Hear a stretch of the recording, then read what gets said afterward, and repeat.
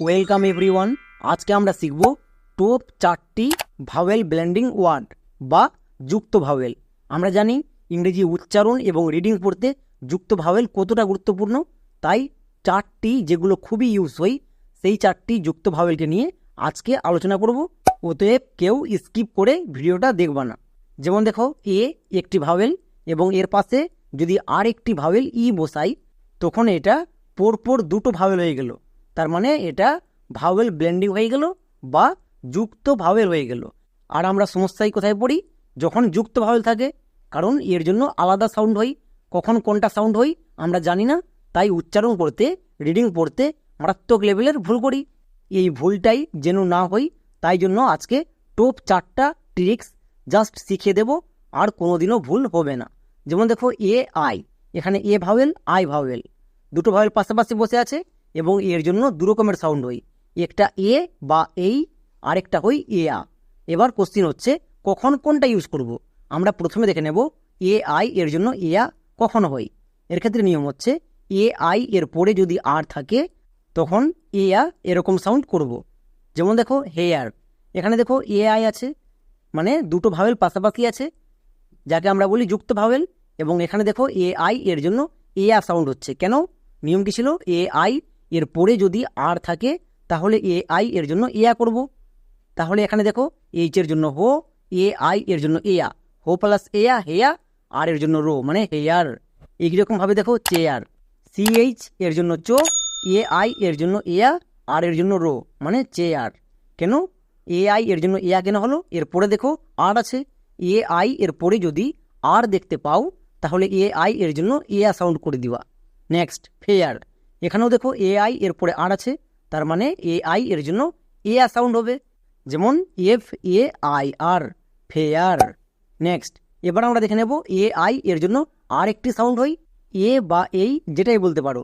যেমন দেখো, ট্রেন, এখানেও দেখো এ আই আছে, এর জন্য এ বা এই সাউন্ড কেন হচ্ছে? এর ক্ষেত্রে মনে রাখবা, এ আই এর পরে যদি আর দেখতে পাও তখন এ আ সাউন্ড করবা, আর যদি আর না থাকে তখন এ বা এই এরকম সাউন্ড করে দেব।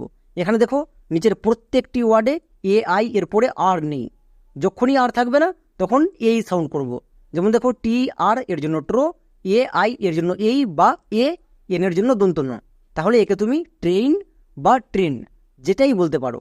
নেক্সট, এবার দেখো এখানেও এ আই এর পরে আর নেই, তার মানে এ আই এর জন্য একার হবে, তাহলে বি আর এর জন্য ব্রো, এ আই এর জন্য একার, এন এর জন্য দন্ত ন মানে ব্রেন বা brain. Next, F A I L, fail বা ফেইল যেটাই বলতে পারো। তাহলে জাস্ট সিম্পল নিয়ম, সিম্পল করে মনে রাখবা, এ আই এর পরে আর থাকলে এ আ সাউন্ড হবে, আর আর যদি না থাকে তখন এ বা এই সাউন্ড হবে। এভাবে করে যদি মনে রাখো তাহলে সারা জীবন মনে থাকবে। নেক্সট, এবার আমরা দেখে নেব দ্বিতীয় নম্বর, সেটা হচ্ছে ও ইউ। এর জন্যও দু রকমের সাউন্ড হয়, একটা হয় আও আর একটা হয় ও। এবার কোশ্চেন হচ্ছে এখানেও কখন কোনটা ইউজ করব। জাস্ট দেখো, আগে যে ট্রিক্স শিখে আসলাম সেটা এখানেও ইউজ করব, মানে একটা ট্রিক্স শিখবো সেটা দিয়ে আমরা দুটো কাজ করব। যেমন দেখো, ও ইউ এর জন্য ও কখন হয়? ও ইউ এর পরে যদি আর থাকে তখন এর জন্য ও করব, আমরা আগেও শিখে আসলাম।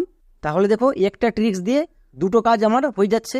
যেমন দেখো, ফোর, এখানে দেখো ও ইউ এর জন্য ও সাউন্ড হচ্ছে, ও যাকে আমরা ওকার বলি। কেন?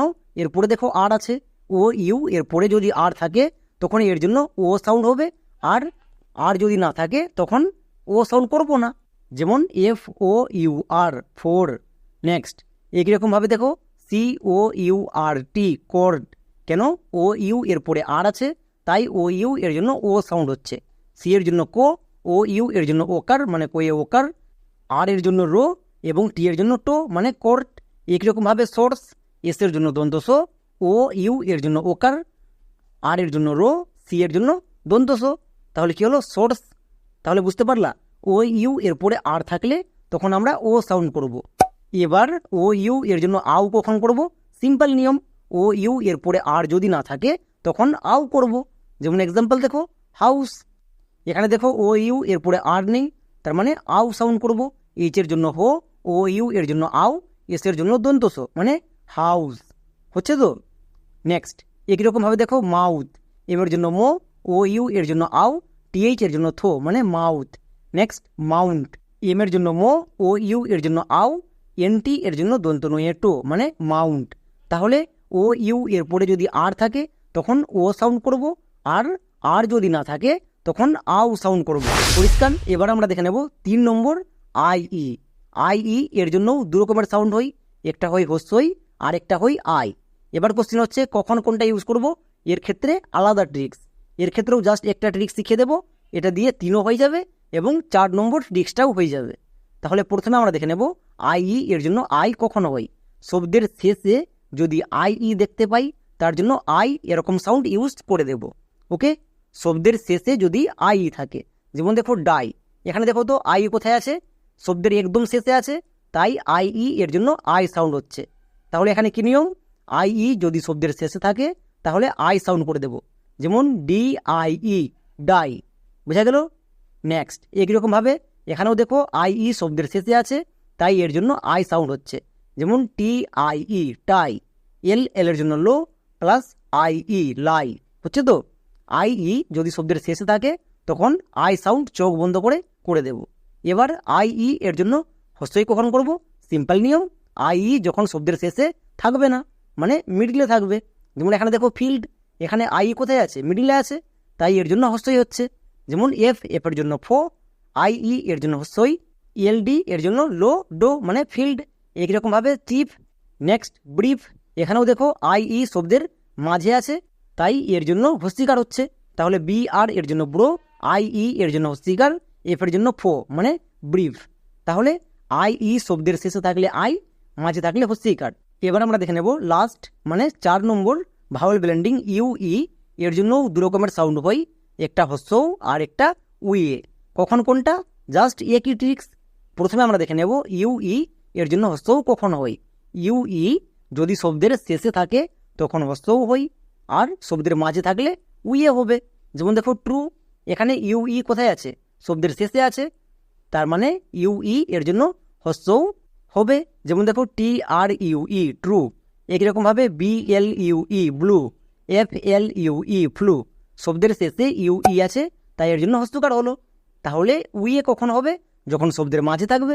যেমন দেখো ডি ইউ ই এল, ডুয়েল, এখানে ইউ ই শব্দের মাঝে আছে, তাই এর জন্য উইয়ে হচ্ছে, যেমন ডুয়েল। একইরকমভাবে ফুয়েল, এখানেও দেখো শব্দের মাঝে ইউ ই আছে, তাই এর জন্য উইয়ে হচ্ছে, যেমন ডুয়েল, ফুয়েল। তাহলে বুঝতে পারলা, শব্দের শেষে থাকলে হস্যও আর শব্দের মাঝে থাকলে উইয়ে। তাহলে চলো একটা হোমওয়ার্ক দিয়ে দিই, যেমন সি এল ইউ ই এর উচ্চারণ কেমন হবে তোমরা সবাই বুঝতে পারছো, তাহলে কমেন্টে লিখে দেখাও।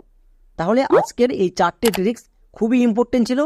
যদি 100% ঠিকঠাক উচ্চারণ এবং রিডিং করতে চাও তাহলে এই 4টে ট্রিক্স লাগবেই। তাহলে আজকের মতো এখানেই, দেখা হচ্ছে নেক্সট ক্লাসে।